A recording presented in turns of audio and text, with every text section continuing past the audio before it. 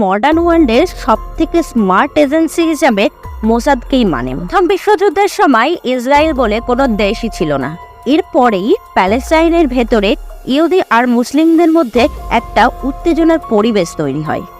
Hello viewers, আপনারা সবাই হয়তো জানেন যে প্যালেস্টাইনের জঙ্গি গোষ্ঠী ইসরায়েলের ওপর হঠাৎই আক্রমণ চালিয়েছে, যার ফলস্বরূপ ইসরায়েল বর্তমানে হামাসদের বিরুদ্ধে যুদ্ধ শুরু করেছেন। হামাসের এই সাম্প্রতিক আক্রমণকে এখনো পর্যন্ত করা সবথেকে ভয়ানক আক্রমণও বলা হচ্ছে। এই হঠাৎ আক্রমণ অনেকগুলো প্রশ্ন তুলে আনছে। নাম্বার 1, ইসরায়েলের গোয়েন্দা সংস্থা যার নাম মোসাদ।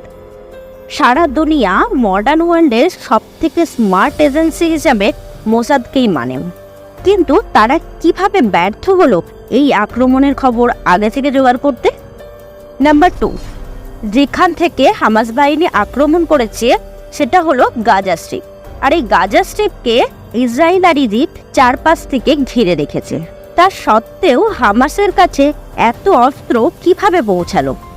নাম্বার 3তে যেটা আছে সেটা মোস্ট ইম্পর্টেন্ট।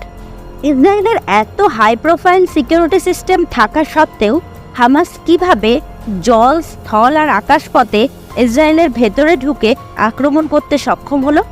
এই প্রশ্নের উত্তরগুলো জানব, তবে তার আগে জেনে নেব ইসরায়েল আর হামাস বা প্যালেস্টাইনের মধ্যে এই যুদ্ধের সূত্রপাত হলো কিভাবে, হামাসদের উৎপত্তি হলো বা কোথা থেকে।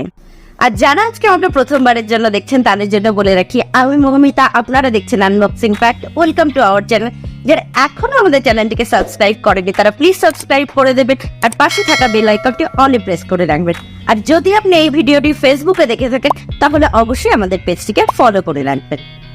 প্রথম বিশ্বযুদ্ধের সময় ইসরায়েল বলে কোনো দেশই ছিল না, তখন ছিল শুধুই প্যালেস্টাইন। প্রথম বিশ্বযুদ্ধের সময় ব্রিটেনের ওপর দায়িত্ব আসে প্যালেস্টাইনকে শাসন করার। প্যালেস্টাইনে সেই সময় ইহুদিরা ছিল সংখ্যালঘু আর মুসলিমদের সংখ্যা ছিল অনেক বেশি। ব্রিটেনরা সেই সময় প্যালেস্টাইনকে ইহুদিদের জন্য ন্যাশনাল হোমল্যান্ড বানানোর টার্গেট নেয়। এরপরেই প্যালেস্টাইনের ভেতরে ইহুদি আর মুসলিমদের মধ্যে একটা উত্তেজনার পরিবেশ তৈরি হয়। 1920 থেকে 1940-এর মধ্যে প্যালেস্টাইনে ইহুদিদের ইমিগ্রেশনের একটা ঢেউ আসে ইউরোপের বিভিন্ন জায়গা থেকে। ইহুদিদের এই ইমিগ্রেশনে প্যালেস্টাইনের মধ্যে মুসলিম কমিউনিটির মানুষরা একটা বিদ্রোহ শুরু করে 1936 থেকে 1939 সাল এই সময়ে। 1947 সালে ইউনাইটেড নেশন প্যালেস্টাইনকে দুভাগে ভাগ করার প্ল্যান করে, এক ভাগ ইহুদিদের জন্য আর এক ভাগ মুসলিমদের জন্য। আর জেরুজালেমের অ্যাডমিনিস্ট্রেশন থাকে ইউএনের হাতে। ইহুদি নেতারা ইউএনের এই প্রপোজাল মেনে নিলেও মুসলিম নেতারা এটাকে মেনে নেয় না, যার ফলে ইউএন সেই প্ল্যান এক্সিকিউট করতেই পারে না।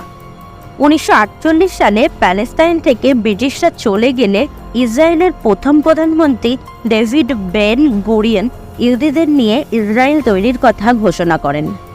এই ঘোষণার ফলে প্যালেস্টাইনের সাথে একটা পুরোদস্ত যুদ্ধের সূত্রপাত হয় এবং আশেপাশের মুসলিম দেশগুলো এই যুদ্ধে জড়িয়ে পড়ে। 1948 সালে এই যুদ্ধে ইসরায়েল জয়লাভ করে। জেরুজালেম আর ওয়েস্ট ব্যাঙ্কের উল্লেখযোগ্য জায়গাগুলো দখল করে নেয় ইসরায়েল। সেই থেকেই ইসরায়েল প্যালেস্টাইনের মধ্যে একটা কনফ্লিক্টের সূত্রপাত হয়।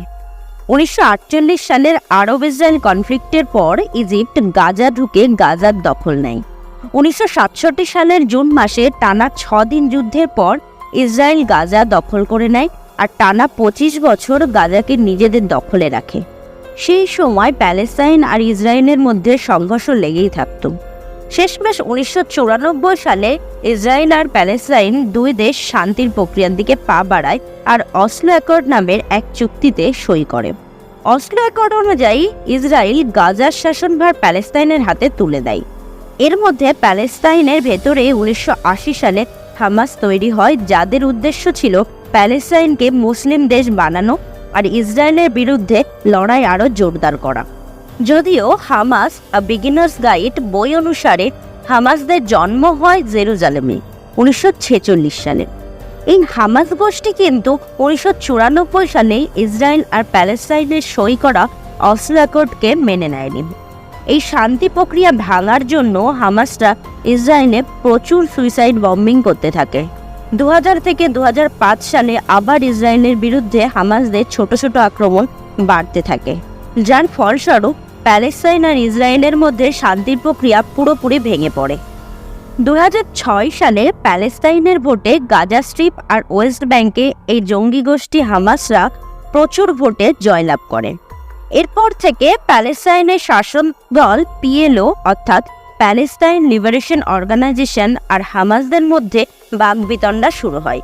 যদিও 2007 সালে হামাসরা গাজা স্ট্রিপের কন্ট্রোল পুরোপুরি নিজেদের হাতে নিয়ে আসে। ঠিক এই ঘটনার পরে ইসরায়েল আর ইজিপ্ট দুদিক থেকে গাজা স্ট্রিপকে ব্লক করে দেয়, যার ফলে গাজা স্ট্রিপ সর্বদাই দুই দেশের ঘেরাটোপে থাকে। গাজা স্ট্রিপের বাসিন্দারা এই দুই দেশের অনুমতি ছাড়া কোনো কাজের জন্য গাজা স্ট্রিপের বাইরে পর্যন্ত যেতে পারে না। এবার নিশ্চয়ই আপনারা ইসরায়েল আর প্যালেস্টাইনের কনফ্লিক্টের কারণ আর হামাসের উত্থানের কারণটা বুঝতে পারলেন। এবার আসা যাক বর্তমান পরিস্থিতিতে। 7 অক্টোবর গাজা থেকে ইসরায়েলের উদ্দেশ্যে হামাসরা একসাথে 5000 রকেট লঞ্চ করে। একদম সাম্প্রতিক ডেটা অনুযায়ী ইসরায়েলে প্রায় 1200 বেশি এবং গাজাতে প্রায় 2000-এর বেশি মানুষের মৃত্যুর ঘটনা সামনে এসেছে।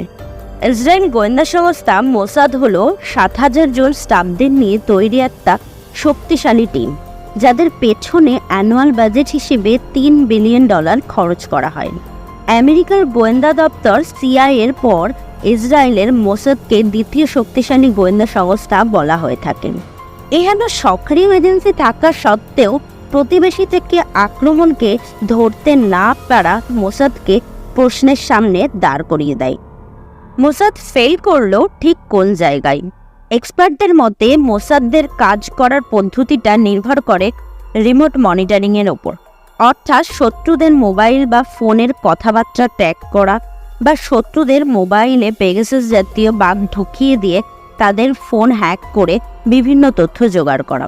কিন্তু শত্রু যদি মোবাইল ফোন বা কোনো আধুনিক গ্যাজেট বা কোনো সোশ্যাল মিডিয়া ব্যবহার না করে, তাহলে এক্ষেত্রে এটাই মনে করা হচ্ছে যে হামাসের কমান্ডাররা কোনো ইলেকট্রনিক মিডিয়া ব্যবহারই করেনি তথ্য আদান প্রদান করার জন্য, আর তারা লম্বা সময় ধরে কোনো সোশ্যাল মিডিয়াতেও অ্যাক্টিভ ছিল না, যে কারণে ইসরায়েলের আভ্যন্তরীণ গোয়েন্দা সংস্থা সিনবেটো হামাসের এই ষড়যন্ত্র আগে থেকে ধরতে পারেনি।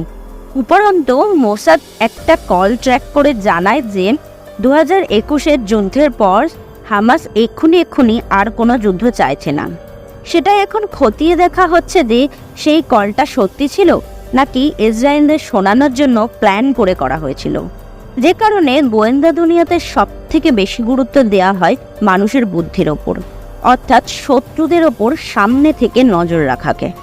পরের প্রশ্ন, গাজাকে দুদিক থেকে ইসরায়েল আর ইজিপ্ট ব্লক করে রাখলে হামাস এত বিশাল পরিমাণ অস্ত্র কিভাবে জোগাড় করলো? 2005 সালে ইসরায়েল গাজা থেকে নিজেদের দখল ছেড়ে দিলে হামাসরা ইরান আর সিরিয়া থেকে একটা গোপন সাপ্লাই লাইন চালু করে। 2007 সালে ইসরায়েল এরকম একটা রকেটের বিশাল আদান প্রদানকে ধরেছিল, যেটা সুদান হয়ে হামাসদের হাতে পৌঁছাচ্ছিল।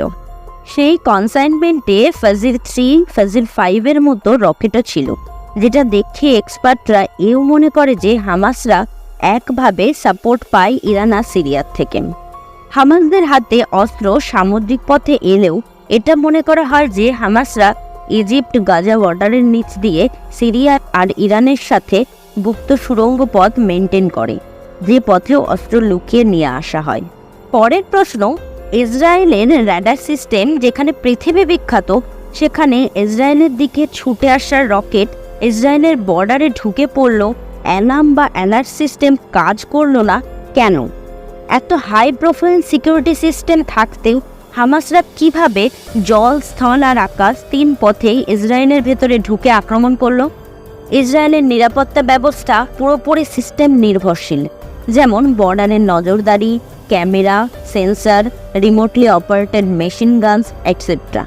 ইসরায়েল তাদের এই নিরাপত্তা ব্যবস্থা নিয়ে অতিরিক্ত আত্মবিশ্বাসী ছিল। এমনকি ইসরায়েল ভূগর্ভস্থ দেওয়ালও বানিয়েছিল, যাতে হামাসরা টানেল বানিয়ে ইসরায়েলে অনুপ্রবেশ করতে না পারে। এই রিমোটলি অপারেটেড সিস্টেমের ওপর ডিপেন্ডেন্সির জন্য ইসরায়েলের গাজা বর্ডারে সৈন্য সংখ্যা অনেক কমিয়ে দেয়। ইসরায়েলের ভুলটা ছিল এখানেই।